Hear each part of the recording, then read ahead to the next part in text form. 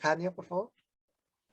Bueno, algo muy interesante que pasó a inicios de la pandemia en el 2020, pues fue que muchas personas pues las mandaron a, entre comillas, a descansar o a dejar de trabajar a sus casas sin sueldo. Y pues obviamente un montón de personas se quedaron sin empleo. Hubo un incremento en la tasa de desempleo, pero para mediados de año hubo un pequeño, o sea, como que varias personas volvieron a integrarse al mercado, pero observamos que no es la misma calidad de trabajo, sino que muchísimas personas se insertaron al mercado informal. Y pues bueno, obviamente, pues estas son condiciones en las que las personas no pueden estar sin percibir un ingreso porque necesitan un medio de subsistencia. Entonces, pues hay esta crítica hacia cierta precarización del trabajo, pero pues sí es muy interesante ver cómo pues surge una ola de emprendedores, por así decirlo, que se integran de cierta forma, sí urgente, al mercado informal, pero ya como un medio urgente de subsistencia.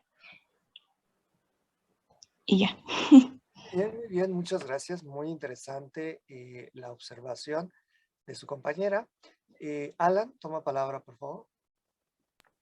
Sí, igual cuando mencionamos que existen estas leyes que pues no permiten, ¿no? Como la instauración de cierto comercio, lo podemos ver reflejado en dos cuestiones. Históricamente, cuando en Estados Unidos no se podía producir cerveza, ¿no? Y empezó el mercado ilegal de cerveza a principios del siglo. Entonces, pues, esa es una y otra que la vemos así pues, en nuestros días, es con la legalización del cannabis, ¿no? Que pues todavía está como mucho en discusión, pero pues de todos modos, unos de los argumentos, ¿no? Son de que si se legaliza, pues va a aportar al Producto Interno Bruto y va a haber mayor desarrollo y bla, bla, bla, bla. Pero otros dicen que pues no. Entonces, esta ley que no permite todavía que se legalice de manera amplia, si así lo queremos ver, pues genera esto, ¿no? Mercados ilícitos aparte, bueno, mercados informales e ilícitos de pues de este producto. Y pues es todo. Así es, así es. Entonces, conjugando las dos observaciones, la economía no observada tiene sus pros, tiene sus contras. Si habláramos de economías informales, estamos hablando de que son actividades económicas lícitas, pero que no están reguladas, no están registradas en una estructura gubernamental. Entonces, de alguna manera, estos negocios como un puesto de tacos, un puesto de dulces, etcétera, estas personas de alguna manera están generando un sistema de autoempleo, un sistema de emprendimiento y al mismo tiempo una forma alterna de generar ingresos para subsistir. Entonces, cuando vemos esa posibilidad, hace que la gente esté de alguna forma integrada directa o indirectamente al circuito de mercado. Y cuando digo que es un tanque de oxígeno, que es muy cuestionado por muchos especialistas, es de que eso permite que el descontento social no se incremente, sobre todo para los partidos que están en el poder, ¿ok? O los políticos que están en el poder. El asunto que aquí se cuestiona es, como dicen muchas personas, y comparto la opinión de Jania, es de que el hecho de que se les deje operar en un mercado informal, pues no tienen prestaciones sociales, no tienen aguinaldo, no tienen seguro médico, o sea, sí reciben ingresos, pero no crean que, o sea, no todos los negocios informales generan demasiado dinero. Hay unos que apenas les alcanza para a lo mejor subsistir, es decir, comprar sus materias primas, seguir vendiendo, pero también si se llegaran a enfermar, pues ahí empiezan las grandes preguntas, ¿no? Y hay otros negocios informales que a lo mejor por la misma rotación del capital, pues sí generan muchísimo, muchísimo ingreso, pero también no tienen derecho a los servicios médicos, a menos que compren un seguro privado. Entonces, ese tipo de detalles son los que están inmersos en lo que es la economía informal. Ya si nos vamos al tema de la economía ilícita, pues ya sabemos que ahí, eh, de acuerdo a las estimaciones, pues hay demasiado dinero circulando, hay muchas actividades que pues verdaderamente trastornan la estabilidad política, económica y social de un país, ¿no? Entonces, pues, tenemos estas dos caras opuestas dentro de una misma, que es la economía no observada. Hace un momento vi que un compañero levantó la mano. ¿Quién fue? Fui yo, profesor, pero era lo mismo que usted, justo cuando levantó la mano usted lo comentó, fue que, o sea, valdría la pena, o sea, sí usted comentaba que algunos lo consideran como un oxígeno, el hecho de que hubiera eh, negocios informales, pero ahí fue cuando a mí se me ocurrió esto que usted comentaba de, pues estas personas no, al ser informales, pues no tienen un sustento legal, por ejemplo, para dar seguro.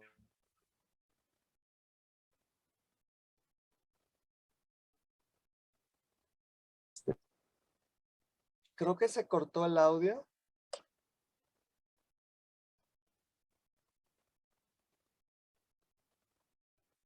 Para tener un seguro médico, o sea, no están cotizando en Infonavit.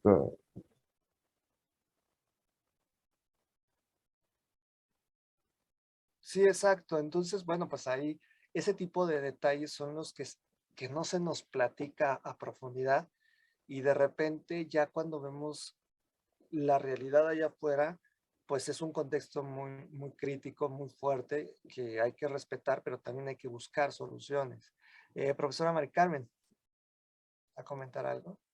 Sí, solamente hacer la acotación que dentro de la política económica, eh, esta parte, más la informal, más que la ilícita, sí va a intentar regularse, pero no en todos. Así como lo mencionaba el profesor Héctor, muchas actividades al gobierno le conviene que sigan en la informalidad, justo para dar ese respiro, pero normalmente las políticas sociales sí van a ir enfocadas a a reducir lo más posible esa informalidad. Entonces, yo ahí les recomendaría que cuando hagan un análisis, intenten hacerlo como al sector al que va dirigido, para ver si realmente le conviene o no a la población y al gobierno hacerlo legal, porque muchas veces te sale más caro legalizar, no sé, al pequeño negocio que apenas tiene para subsistir, que dejarlo y que contribuya a la circulación. Entonces, yo les recomendaría que ustedes como economistas va a llegar un momento donde a lo mejor se tengan que enfrentar a la creación de políticas y muchas veces queremos legalizar todo y ver que no todo se tiene necesariamente que legalizar porque así funciona bien para la economía. Entonces, o sea, sí sean como muy meticulosos cuando se haga el análisis de qué parte de la informalidad es buena legalizarla y cuál no. Eso, bueno, creo yo que les va a ayudar mucho a profundizar más el análisis de cómo contabilizar realmente la riqueza del país. Hasta ahí, profesor. Muchas gracias. Muy bien, muchas gracias, profesora. Entonces también, ese es otro punto muy importante. Formalizar, a veces escuchamos mucho que dicen es que hay que formalizar todo. Se oye muy fácil, de verdad, se oye, bueno, esas palabras, esos discursos se ve que es como el mundo feliz, pero al momento de la práctica es muy complicado. Nada más, bueno, les paso aquí un chisme corporativo. Imagínense una persona que a lo mejor humildemente y con el respeto que merece está vendiendo dulces, está vendiendo refrescos, sándwiches, etcétera, y que le digan, tienes que pagar de la noche a la mañana a lo mejor un permiso de 10,000 pesos para que puedas operar. O sea, realmente es frustrante escuchar eso y 10,000 pesos de permiso. Entonces, imagínense cuando les digan, no, pero tienes que rentar un local y tienes que pagar impuestos o de hacer declaraciones mensuales. Entonces, todo ese tipo de factores generan costos que a la larga asfixian a los pequeños negocios. Entonces, esa parte también es muy interesante lo que dijo la profesora Mari Carmen y que no hay que dejarlo de lado. ¿Ok? ¿Alguna duda, pregunta al respecto?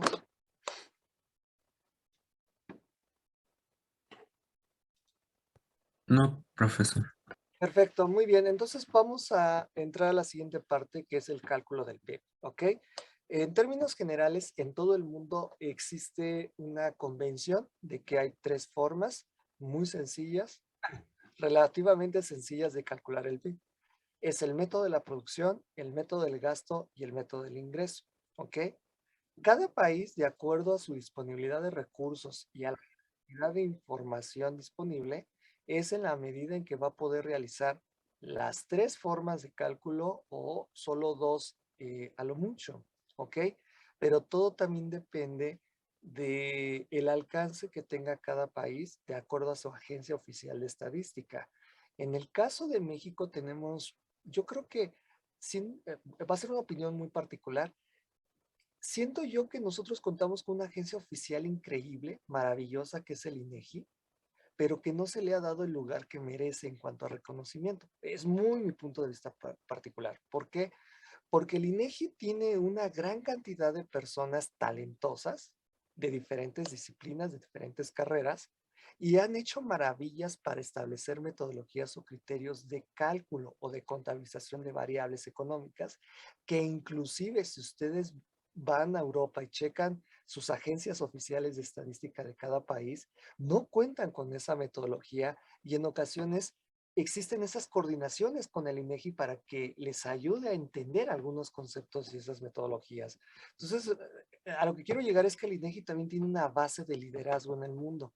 Y a veces cuando escuchamos por ahí que se le recortó el presupuesto, pues como que duele, porque si es una agencia reconocida internacionalmente y que gracias a sus metodologías y criterios de cálculo, de contabilidad, está sirviendo a todo el mundo para entender cómo contabilizar ciertos recursos, sobre todo el tema de recursos naturales, pues es una parte que debemos tomar muy en cuenta. ¿Ok? Recuerden que mientras más información estadística tengamos, tenemos una mayor probabilidad de hacer un gran estudio económico, un muy buen estudio económico que verdaderamente genere soluciones a problemáticas convencionales. Aquí el Fondo Monetario Internacional le da un orden jerárquico al cálculo del PIB según la facilidad de su determinación. En este caso, el primer método o el método más fácil es el del ingreso, que ya en un momento, en unos minutos, la profesora nos va a explicar a grandes rasgos cómo se calcula. Tenemos el segundo método, que es el del gasto, que eso también ya lo veremos en un momento. Y el tercer método, que es el de la producción. Si recuerdan el ejercicio de la sesión pasada, nos basamos en el método de la producción. Básicamente lo que importa es tener toda la información estadística, hacer los acumulados y ya después terminar con una diferencia entre valor bruto de la producción menos consumo intermedio y ya tenemos el valor agregado bruto. Ese es el método de la producción. El método del gasto es un poquito más variado, pero la forma de calcularlo también es accesible. Y el método del ingreso pues tiene sus pros también, tiene sus perspectivas que habría que analizar. En esa lógica, México se ha caracterizado por utilizar el método 3, que es el de la producción, y el método 1, que es el del ingreso. De hecho, a nivel internacional, pues a México se le reconoce por utilizar el método de la producción, porque no no todos los países de Europa y muy pocas veces Estados Unidos manejan el método de la producción, porque no es nada sencillo, ¿ok? Y ahorita vamos a explicar qué diferencias hay entre una y la otra. Víctor, toma palabra, por favor. Que bueno, sí quería comentar eso de que, bueno, el método de producción o el de valor agregado es uno de los más difíciles y es por eso que México tiene, bueno, en cuentas nacionales, bueno, en esta parte del PIB, es una de las mejores, que presenta datos. Bueno, era nomás para comentar. Muy bien, sí, muchas gracias. Entonces, por eso México se ha distinguido. Y la mayoría de los países desarrollados, pues solamente se enfoca a lo que es el método del ingreso y al método del gasto. No llevan mucho el método de la producción porque, como lo dijo su compañero, la obtención de la información es compleja, pero también es altamente costosa. Entonces también, pues tener esa información, al saber lo que cuesta, pues también tenemos que valorarlo y sacar un beneficio que permita mantener ese proceso de cálculo. ¿Ok? Entonces, es ahí donde nosotros vamos a observar que si bien es cierto hay 3 métodos del cálculo del PIB y todos nos tienen que dar el mismo resultado del PIB, no todos los países van a estar utilizando los 3 métodos. Entonces, eso es algo que habría que considerar. ¿Alguna duda? ¿Pregunta? ¿No? Muy bien, No, profe. perfecto. Entonces ahora vamos a entrar a lo que es la formulación, es decir, cómo se calcula el PIB, ¿ok? Ya vimos uno, que es el de la producción. Manuel, toma palabra, por favor. Perdón, creo que podría regresarle a lo anterior, por favor. Claro, no hay problema. Ustedes me dicen cuando pase a la siguiente.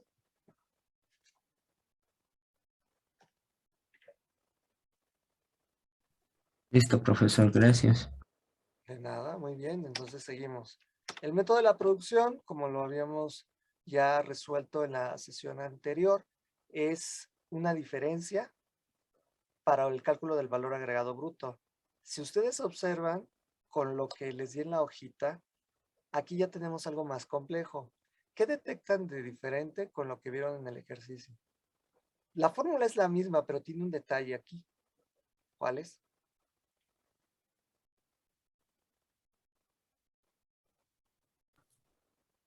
¿Puedo? Sí, adelante, adelante. Bueno, solo la fórmula. Es que también como está G y Y, yo pienso que es gasto e ingreso. Sí, gasto e ingreso en los siguientes métodos, pero el de la producción exclusivamente. La ecuación, ¿qué, qué diferente, qué diferencia hay en esta ecuación con lo que hicimos en el ejercicio? ¿Qué notan de diferente? Los subíndices, ¿no? De la producción bruta total y del consumo intermedio. Exactamente, estamos hablando de la valoración de los precios. Para hacer que el Producto Interno Bruto coincida con los tres métodos, se tienen que utilizar las diferentes valoraciones de precios. Entonces, el valor agregado bruto a precios básicos en la producción tiene que coincidir con el PIB del gasto y con el valor agregado bruto del ingreso. Entonces, para que esto sea posible, la producción bruta total debe valorarse a precios de mercado y el consumo intermedio tiene que valorarse a precios de comprador. De esa forma es como vamos a obtener la igualdad en los tres métodos. Si no consideramos los precios, entonces va a haber sesgos y eso es lo que va a ocasionar que no se tenga la identidad en cada uno de ellos. ¿Ok? Pasamos al siguiente método, que es el del gasto. Este es el método más famoso, es el que más nos enseñan en muchas materias. Es el convencional. ¿Ok? Y además, si ustedes observan y recuerdan a lo mejor sus clases de INAE, a lo mejor la clase de teoría macroeconómica, teoría económica, pues se darán cuenta que el PIB por el método del gasto es muy, pues relativamente sencillo, maneja muchos conceptos, pero todos se basan en sumar y solamente restar una variable, ¿ok? Entonces, lo voy a explicar utilizando valoración de precios. Para que el valor agregado bruto a precios básicos del método de la producción sea igual al método del gasto, el Producto Interno Bruto de este método tiene que valorarse a precios de mercado. ¿Y cómo se calcula eso? Con la sumatoria del consumo privado a precios de comprador, más el consumo del gobierno a precios de comprador, más la formación bruta de capital fijo a precio de comprador, más la variación de existencias a precio de comprador, más las exportaciones a precios FOB o libre a bordo, menos importaciones a precios CIF. Respetando la valoración de precios, vamos a encontrar el PIB a precios de mercado. ¿Ok? Ahora, aquí si ustedes gustan, a través de sus apuntes, puedo mencionarles algunos tips, algunas cosas que les va a servir. El consumo privado más el consumo del gobierno, en pocas palabras, es el consumo final. Hagan de cuenta que tanto las personas como las dependencias de gobierno, todas las instancias de gobierno, todo lo que consuman de bienes y servicios, valga la redundancia, es lo que sería la demanda de estas dos áreas, ¿no? Lo que es por un lado las personas, por el otro lado las entidades de gobierno, ¿ok? Pero es consumo y se le llama consumo final, es decir, la suma de estos dos. Después tenemos la otra parte que es la formación bruta de capital fijo más la variación de existencias. Eso nos va a dar como resultado la inversión interna bruta. Es toda la inversión que se genera en un año o en un periodo determinado. Y la última parte, que son exportaciones menos importaciones, indirectamente lo que está mostrándose ahí es la posibilidad de que nuestro país o cualquier otro país tenga un superávit o tenga un déficit en carácter o de carácter comercial. ¿Ok? Entonces, todo esto lo voy a explicar con la hoja de ejercicio. Aquí lo que importa es nada más que visualicen cómo es la fórmula y de alguna manera la valoración de los precios. Viene una pregunta sencilla, pero que requiere de un poquito de análisis. ¿Qué es lo que hace que se incremente la riqueza de una nación? Es decir, a través de esta fórmula, ¿qué es lo que haría que se incrementara el PIB?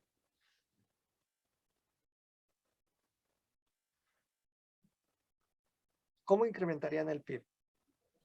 Las exportaciones aumentando más. Que las ¿Cómo? importaciones bajen también. Que las exportaciones suban y que las importaciones bajen. Muy bien. ¿Qué más? Si tuviéramos una postura keynesiana,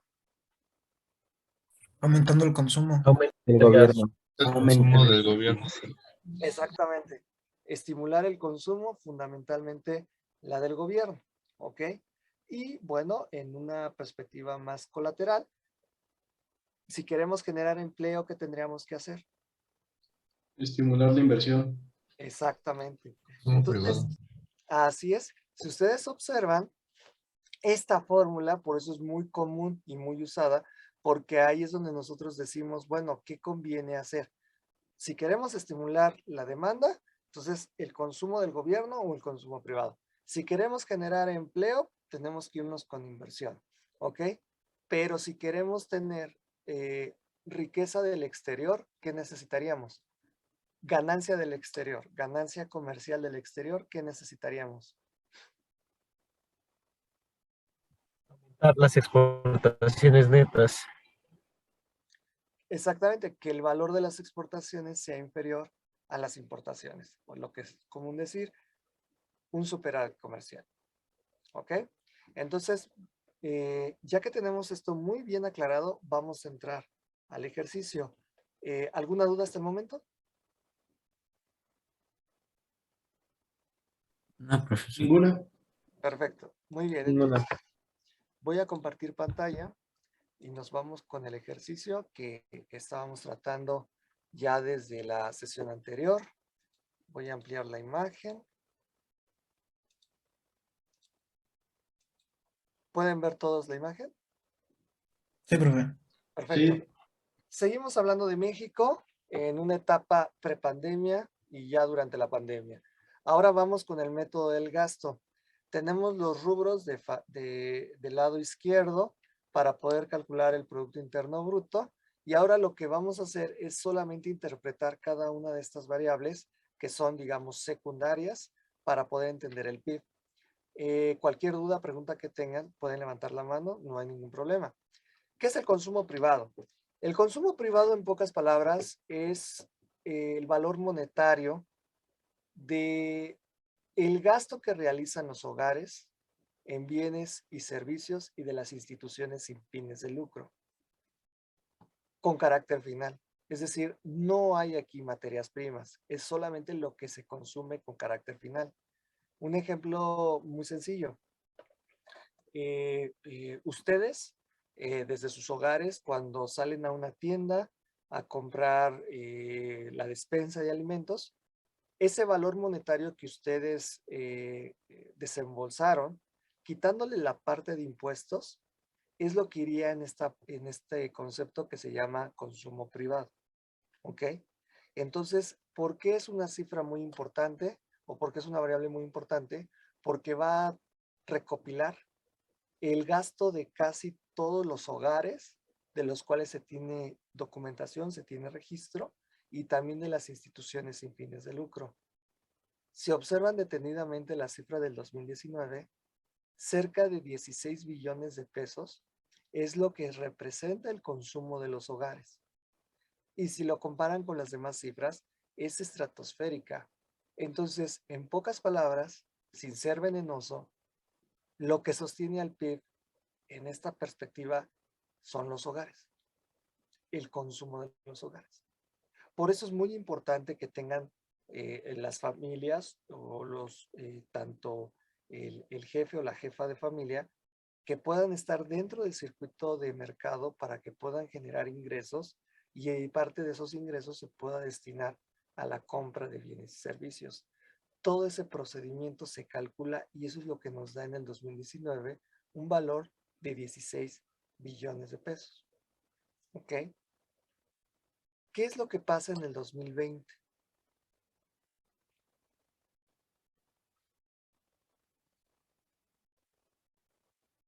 Baja, ¿no? Disminuye. La cantidad. Baja el consumo privado. En primera instancia porque el gran confinamiento que se da ocasiona que las familias se queden en sus hogares, bueno, en sus viviendas, y a partir de ahí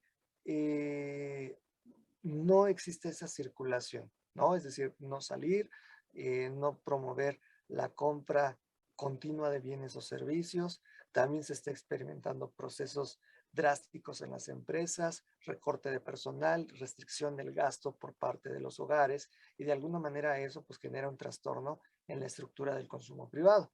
Si nosotros consideramos el efecto inflacionario, yo les preguntaría a ustedes de cuánto fue la variación nominal anual del consumo privado. Fue de Menos menos 7.09. Gracias. Redondeado, estaríamos diciendo que fue de 7.1% negativo. Eso quiere decir que, considerando el efecto inflacionario, todavía cuando veamos en las siguientes clases no vayan a faltar deflactación. Por el momento, lo único que podemos decir es de que se contrajo el consumo privado en términos nominales en 7.1%. Eso ya nos está diciendo indirectamente que el impacto al PIB ha sido sumamente fuerte sobre el tema de consumo privado. ¿Alguna duda, pregunta sobre este rubro?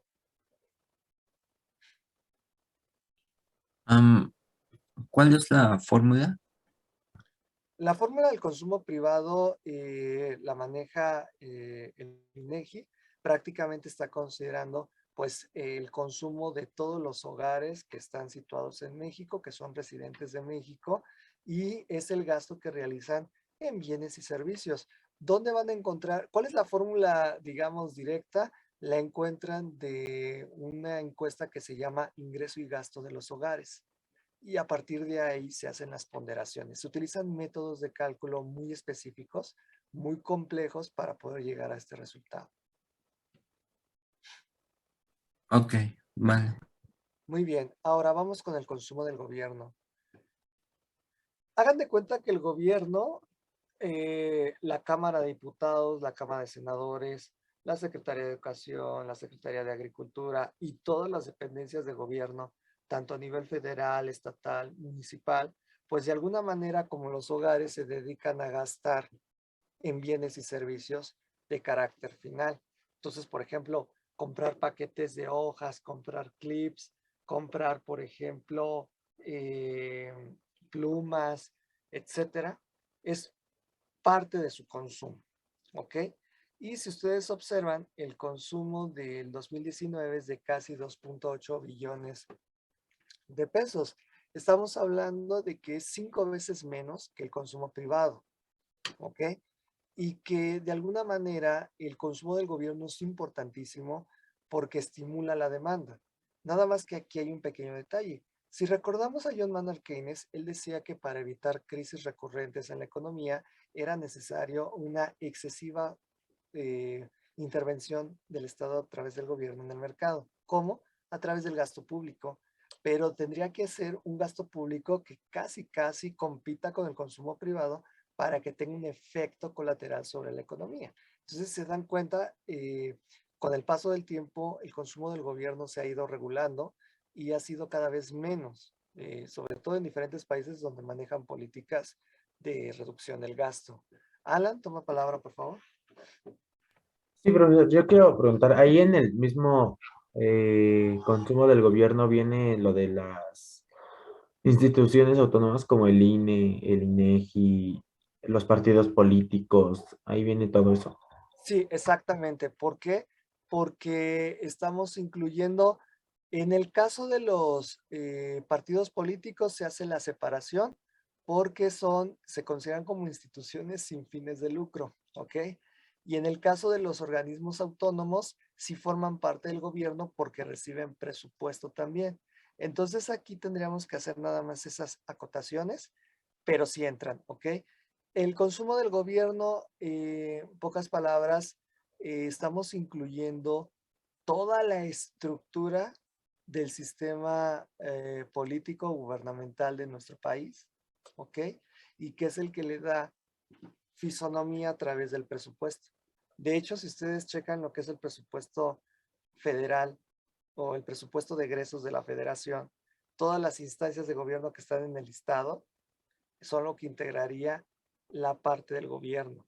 Aunque digan organismos autónomos que están separados del gobierno, el simple hecho de que reciben presupuesto del gobierno las coloca en esta parte que es consumo del gobierno. Espero haya podido aclarar la duda. No, sí, profesor, muchas gracias. Muy bien, entonces, bueno, en prepandemia vemos que el gasto del gobierno es de 2.8 billones y pasamos al 2020 y aparentemente se incrementa en 2.9 billones. Digo aparentemente por el efecto inflacionario. No es mucho lo que sube, solamente observen un simple esquema. Si nosotros le restamos al consumo privado, vemos que se redujo en 1 billón de pesos y el incremento del gasto solo fue de 150,000 millones de pesos.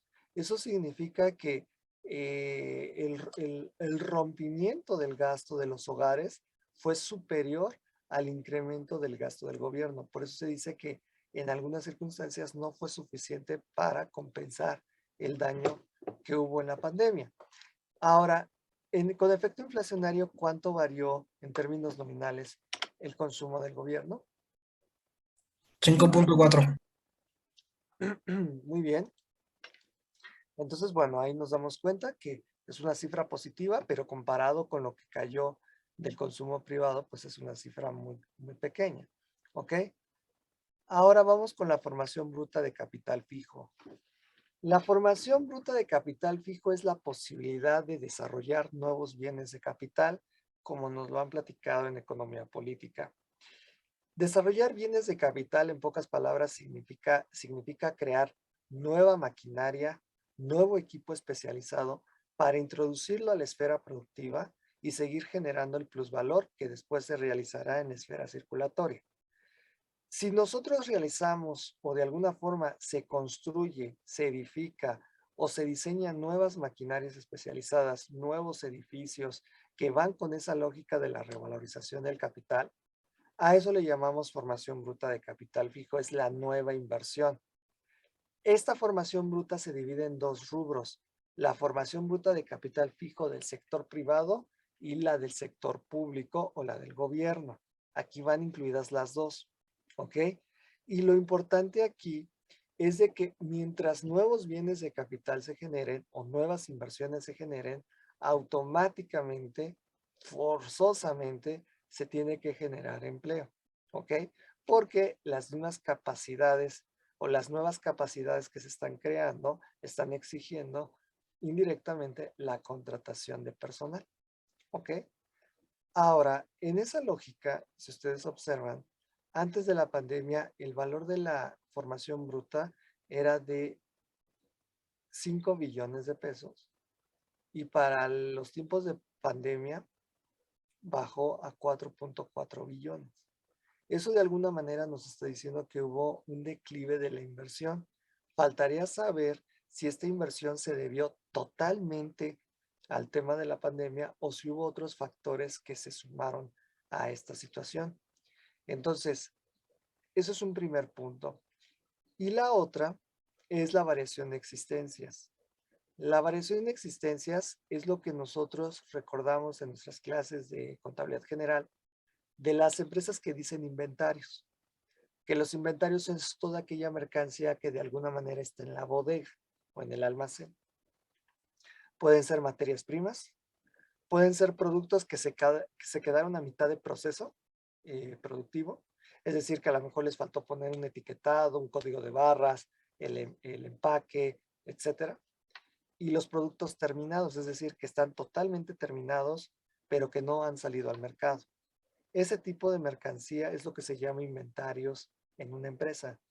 Pero cuando hablamos de todas las empresas del país, entonces ya no se habla de inventarios, se llama de existencias. Y las existencias, hagan de cuenta, es el valor monetario de la mercancía que está de alguna manera rezagada en la bodega. Entonces, aquí nos damos cuenta de algo muy interesante. En el 2019, el valor es de 135,273 millones de pesos. Y cuando en el 2019, y cuando pasamos a la etapa de pandemia, la cifra baja a 55,000 millones de pesos aproximadamente. Aquí la gran pregunta es, ¿qué significa que las existencias estén bajando estrepitosamente?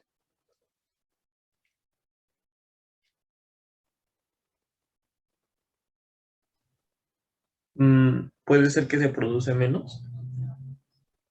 Que se produce menos, muy bien, y Que se consume menos. se consume menos, ok. Aquí hay un punto muy importante. Imagínense como empresarias o empresarios. Están en el 2020. Observan su bodega. Está así como atascado por lo que salió en el 2019. ¿Ok? Y viene la etapa de pandemia. ¿Ustedes como empresarios o empresarios estarían produciendo nueva mercancía? No. No, ya no. No. ¿Qué harían primero antes de producir nueva mercancía? Tratar de sacar la que ya se tengo acumulada. Es lo que tiene stock. Exacto, vaciar la bodega en pocas palabras, o como dijo el compañero, el stock. ¿Ok? Eso es lo que nos está diciendo el 2020 con variación de existencias. Las empresas o las empresarias y empresarios decidieron vaciar porque no sabían qué podía pasar. Y entonces esa situación generó algo peligroso, que es cuando alguien decide vaciar la bodega antes que producir nuevamente, ¿qué está generando con eso? ¿Desempleo? Exacto. Si el vaciar la mercancía de la bodega no es suficiente para pagar sueldos y salarios, pues lamentablemente van a recurrir al recorte de personal. Por eso es que esta variable de la variación de existencias hay que analizarlo con mucha delicadeza y también depende del año que estemos tratando. ¿Ok? Entonces, en esta perspectiva, en términos nominales, ¿en cuánto se redujo la inversión? En términos de formación bruta de capital fijo.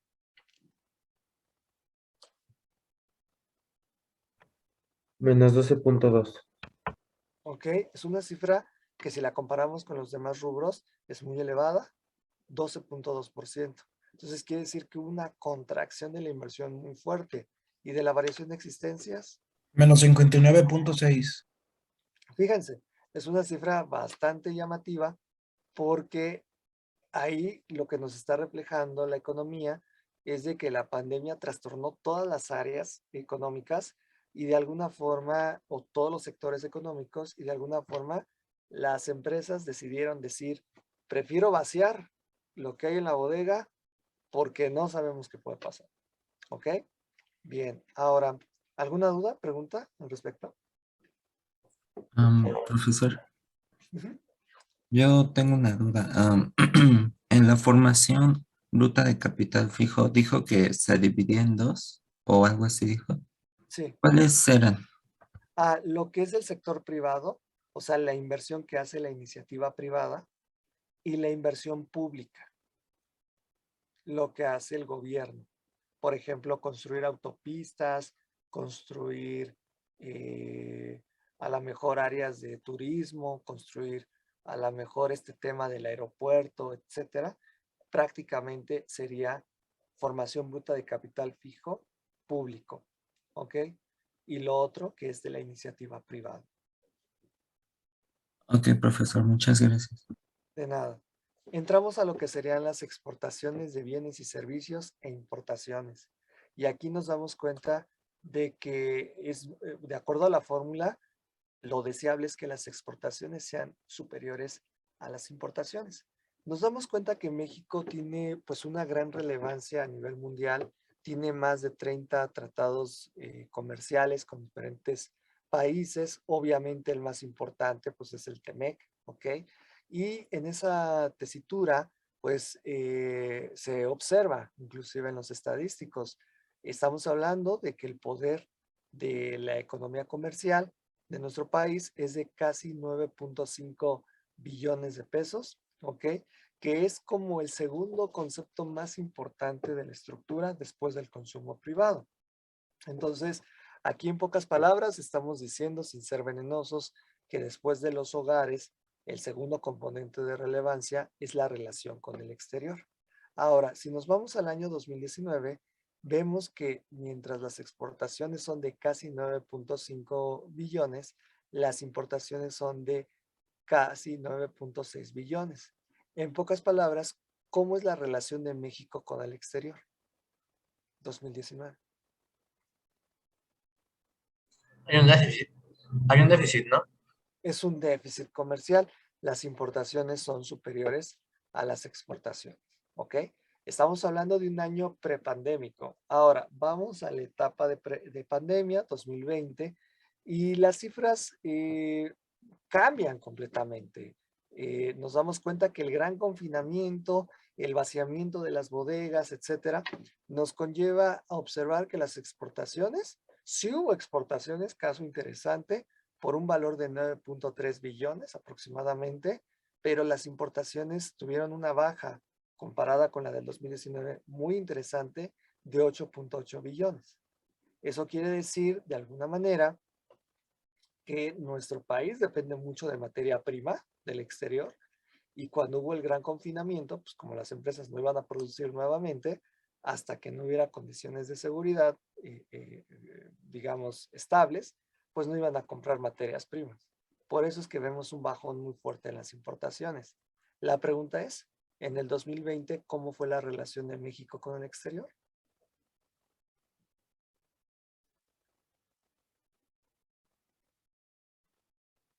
No sé si tiene un nombre en específico, pero pues fue buena, ¿no? Porque pues exportó más de lo que ¿Sería importó. superávit, profesor? Exactamente, es lo que se llama superávit comercial. Tal vez aquí va a aparecer un comentario muy, pues, ¿cómo les diré? Muy sorprendente. Difícilmente uno hubiera imaginado que México tendría un superávit comercial, con el debido respeto. ¿Por qué? Porque tendencialmente o históricamente son muy pocos los años en donde México ha logrado tener superávit, ¿ok? Por su dependencia enorme de materias primas y de bienes de capital. Entonces aquí nos damos cuenta que la pandemia de alguna manera benefició a nuestro país en la parte comercial, se volvió superavitario, ¿ok? Ahora, ¿por qué es importante hablar de este tema de manera muy directa? Yo les pregunto, si ustedes son productores de aguacate, porque ustedes saben que México es importante en exportación de aguacate, ¿cómo cobran los productores de aguacate? Pesos mexicanos. Estados Unidos es uno de los principales compradores de aguacate. ¿Con qué lo paga? En dólares. En dólares. Exactamente. Entonces, todos esos dólares que se recopilaron o se cobraron, entran a México. Y esos dólares, aunque no lo crean, estabilizan el tipo de cambio. Es decir, que por cada dólar que hay circulando en la economía, 20 pesos, que es digamos, el tipo de cambio promedio, es lo que vale ese dólar en México.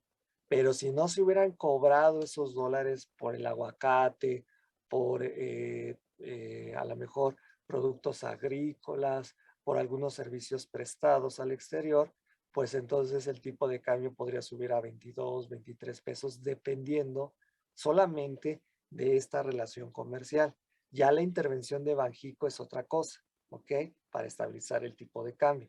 Aquí a lo que me refiero es qué pasaría si no existiera a lo mejor esa banca central y solamente nos desarrolláramos sobre este tipo de balance comercial. Ahora, aquí viene una gran pregunta. Eso es lo que se está discutiendo muchísimo en estos días.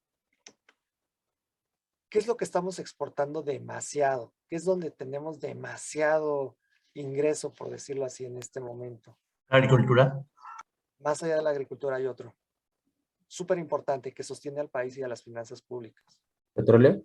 El petróleo, ¿ok? Entonces vamos a suponer que se vende a $100. Es un ejemplo, que se vende a $100 un barril de petróleo, un solo barril de petróleo, ¿ok?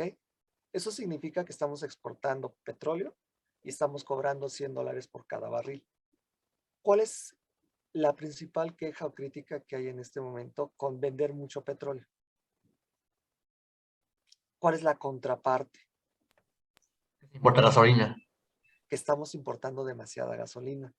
Entonces significa que, un ejemplo, no estoy diciendo que así pase, pero por ahí va, que se pagan $120. Fíjense, estamos vendiendo petróleo y cobramos $100, pero tenemos que comprar gasolina y estamos pagando $120. ¿Cuál es cómo decirles, cuál es la moraleja de esta triste historia? ¿Qué es lo que observan con ese ejemplo? ¿Perdemos? Que compramos más de lo que vendemos o de alguna forma pagamos más por lo que necesitamos del exterior que lo que nosotros cobramos por las ventas. Eso significa que tenemos un déficit comercial. ¿Por qué tenemos este déficit, si se dan cuenta? Ya es muy fácil lo que acabo de decir. ¿Dónde está la causa del déficit? No tiene que ver entre 100 y 120, tiene que ver con algo más profundo. ¿Cuál es?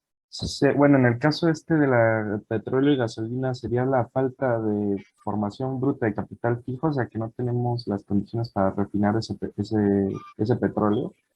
Exactamente. Hagan de cuenta que nosotros vendemos una materia prima y estamos comprando un producto industrial. Entonces, esto es el significado del valor agregado. Cuando nosotros vendemos un barril de petróleo, con el debido respeto que merece la empresa de petróleo, tiene sus fases productivas, pero es visto como un producto, digamos, medianamente primario. Es decir, son $100 de barril. Pero ya comprar gasolina tiene una nueva fase productiva y eso le da un mayor valor agregado. Por eso tiene un valor de $120. Entonces, por eso es muy importante comprender, en el caso de nuestro país, que si queremos tener gran riqueza nacional derivado de la relación de comercio exterior, tenemos que producir bienes y servicios con un mayor valor agregado, porque si no terminaríamos vendiendo solamente productos de carácter primario. ¿Ok? Eso es una de las explicaciones del déficit comercial. ¿Ok? ¿Alguna duda? ¿Pregunta? No, profesor. Bien, No, ahora, no. eso es de alguna forma una de las cosas que pues, se cuestionan mucho, no solo del petróleo, hay muchos bienes, ¿ok? Otro ejemplo muy sencillo y a lo mejor un poquito complejo. Vamos a suponer que nosotros exportamos papas, o sea, papas, tal cual, toneladas de papa pura, y después estamos comprando las papas fritas, o sea, las compramos del exterior, las que son de carácter extranjero, ¿no? De marca extranjera. Es lo mismo como el barril de petróleo. A lo mejor nosotros vendemos una tonelada de papa pura en 1,500 pesos, o vamos a decirlo así, en $75, $750, pero después estamos comprando todos esos paquetes de papas fritas empaquetadas y estamos pagando a lo mejor $2,000. O sea, realmente esa es la connotación de por qué debemos tener un proceso de industrialización adecuado. ¿Ok? Entonces, para agilizar este análisis, ¿de cuánto es la variación nominal de las exportaciones?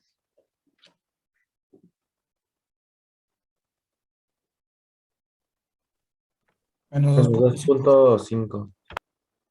Ok, menos 2.5. Y en el tema de las importaciones, Menos 8.2. menos 8.2. Entonces aquí nos damos cuenta que el ritmo de las exportaciones se redujo menos que el ritmo de las importaciones. Otra forma de decirlo es que las importaciones tuvieron un ritmo acelerado de decremento en comparación a las exportaciones. Por eso es que en la etapa de pandemia nuestra relación comercial fue superavitaria. ¿Eso benefició al país? Pues si lo vemos en la fórmula, sí, sumó valor, pero muy relativamente. ¿Por qué? Porque se contrajo el consumo privado. Entonces, para terminar, tenemos lo que es la discrepancia estadística y ahí lo que nos está diciendo la agencia oficial es de que en el proceso de revisión de las variables existen sesgos. Sesgos es como decir que hubo faltantes, hubo errores en el cálculo y tanto se suma como se le resta. Entonces aquí, a diferencia de la fórmula que les acabo de mostrar, lo que vamos a hacer es lo siguiente. Vamos a cumplir con la sumatoria del consumo privado, consumo del gobierno, formación bruta de capital fijo, variación de existencias y exportaciones. Vamos a restar las importaciones, pero vamos a sumar la discrepancia estadística. De tal manera que el resultado tiene que ser idéntico al método de la producción. Si ustedes observan, 24.5 billones de pesos es lo mismo que tenemos entre un año y el otro, y lo mismo para el año 2020 en 23.4 billones de pesos. De tal manera que la variación nominal es de menos 4.5% y la discrepancia estadística es de 5.4%. ¿Ok? Entonces, fíjense la maravilla del análisis económico. Si nos quedamos casados con los libros, la fórmula llegaría hasta importaciones, de consumo privado de importaciones. Pero hay una variable que siempre debemos considerar, que es la discrepancia estadística. Es la que nos genera ruido. Lo deseable es que sea la cifra más pequeña posible, porque eso indica un sesgo pequeño. ¿Ok? ¿Qué significa una discrepancia de casi 700,000 millones de pesos? Que nos faltó calcularlo. Hay algo que nos faltó calcular y que no fue posible directamente, sino que fue por el cruce de datos. Algo se nos escapó, pero ya está incluido, ¿eh? La discrepancia estadística lo que nos dice es, vamos a incluirlo. Hay un faltante de algún registro, no lo tenemos en un registro, bueno, ahí está el valor. ¿Ok? ¿Alguna duda, pregunta de lo que hicimos sobre el método del gasto? Alan, por favor. Una duda, más que nada, la discrepancia estadística sería como sumar todo y restarle las importaciones y ver como cuánto nos falta con los otros tips, básicamente. Sí, si recordáramos las clases de contabilidad general, hay una frase muy famosa entre contadoras y contadores que es, tenemos que cuadrar, hay que hacer que cuadre la cifra. No sé si les pasó esa experiencia con el balance general que decían, es que hay que cuadrar el balance. Es algo así. Es muy similar, exactamente. ¿Alguien más levantó la mano? Aparte de la profesora. Había sido yo. Ah, ok. Pero bueno, mi duda es dependiendo de los datos que tenemos, es si vamos a sumar o restar esta discrepancia. Es Exacto. decir, si nos falta cierta cantidad, lo vamos a sumar, pero si nos sobra, lo tenemos que restar. Exactamente, porque ahora lo tenemos que conectar con los demás métodos. Ah, está muy bien. Gracias. Perfecto. Jania, por favor. A mí me quedó duda sobre el concepto de formación bruta de capital fijo. Ah, ok. Les explico con un ejemplo muy sencillo. Cada país, para poder crecer y generar nueva riqueza, tiene que crear nueva maquinaria, nuevo equipo especializado y nuevas instalaciones. ¿Para qué? Si recordamos nuestras clases de economía política, uno de los fundamentos clave del capitalismo es la revalorización del capital. Disculpen que sea redundante, es la revalorización del capital. Es cuando el dinero en un proceso de transformación se debe convertir en dinero incrementado. Es prácticamente revalorización del capital. Si nosotros, un ejemplo muy sencillo, en una fábrica trabajamos con las mismas máquinas o con la misma computadora, el plusvalor que se genera, claro, va a derivar de la fuerza de trabajo, pero sigue siendo con la misma máquina y la máquina no tiene la misma duración por año, se desgasta. Entonces, ¿qué hacen las empresas? Para generar más plusvalor, necesitan tener una mejor máquina por el tema de la innovación tecnológica. Eso no quiere decir que se baja la explotación laboral, sino que la explotación se mezcla con las nuevas tecnologías. Y esas nuevas tecnologías significa crear nuevas máquinas, nuevos edificios, nuevas instalaciones para generar el dinero incrementado, que es la revalorización del capital. La formación bruta de capital fijo eso es lo que significa cuántas nuevas máquinas que van a entrar al proceso productivo se crearon, se diseñaron, cuántas sucursales de tal empresa se generaron nuevas. Por ejemplo, la de hamburguesas, ¿cuántas nuevas sucursales hay? Si hablamos de plazas comerciales, ¿cuántas nuevas plazas comerciales se construyeron en tal lugar? ¿Por qué? Porque eso se denomina inversión. Las personas que desembolsan capital para este tipo de activos es porque quieren su recuperación y con el paso del tiempo la ganancia por ese proceso de construcción. Por eso se le llama formación bruta de capital fijo, porque se va a formar nuevo capital con el paso del tiempo. Porque si se quedan con las mismas máquinas o con las mismas edificios o las mismas sucursales, con el tiempo van a sufrir un desgaste, que es lo que vimos en contabilidad general que se llama depreciación. Espero con eso haya podido aclarar la duda. Sí, profe, muchas gracias. De nada. Y también comentar que si generamos nuevas sucursales de hamburguesas, por ejemplo, o nuevas sucursales de tiendas de precios bajos o nuevas plazas comerciales, forzosamente, en automático, ¿qué estamos generando? Empleo. Empleo. Sí, empleo, porque ¿quién va a ocupar las sucursales? ¿Quién va a atender al personal? ¿Quién va a atender a los clientes? Pues nuevas personas. No vamos a sacar personal de una sucursal para mandarla a otra, porque entonces no sería coherente y no estaría relacionado con la generación de plusvalor, de acuerdo a la lógica de economía política que nos han enseñado. ¿Ok? Estoy tratando de ser muy respetuoso con las formas para que nos quede todavía esto más claro. ¿Ok? ¿Alguna otra duda? ¿Pregunta al respecto?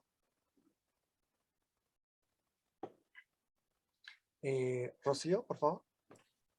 Una duda súper rápida.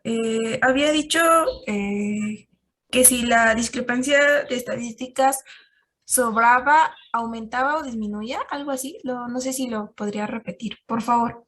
Sí, exacto. Ahorita, por ejemplo, fueron de 700,000 millones de pesos porque hubo un faltante de algún rubro que no se pudo contabilizar, pero al compararlo con el método de la producción, pues tuvimos que cuadrar la cifra.